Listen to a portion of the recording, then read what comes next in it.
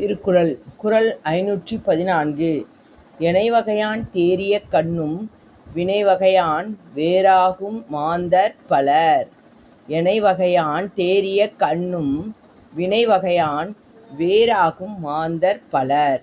இந்த பாட்டுடைய விளக்கம் என்ன அப்படின்னா, எல்லா வகையிலும் ஆராய்ந்து உரிய பதவி வழங்கிய பின்னும், அதாவது ஒருத்தர் ஒரு பதவி கொடுக்குறோன்னா அவங்களுக்கு எல்லா வகையிலும் ஆராய்ந்து அவங்க இப்படி இது இருப்பாங்களா, அப்படி இருப்பாங்களா, கரெக்டாக இருப்பாங்களா, எல்லா வகையிலும் ஆராய்ந்து பதவி வழங்கிய பின் அவங்களுக்கு அந்த பதவியை கூட ஓகே இவங்க இந்த இதுக்கு கரெக்டானவங்க அப்படின்னு வழங்கிய பின்னும் செயல் திறத்தால் எதிர்பார்த்த அளவு இல்லாத மாந்தர் பலராவர்.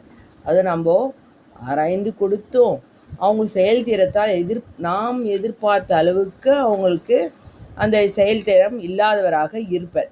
இதுதான் இந்த பாட்டுடைய விளக்கம்.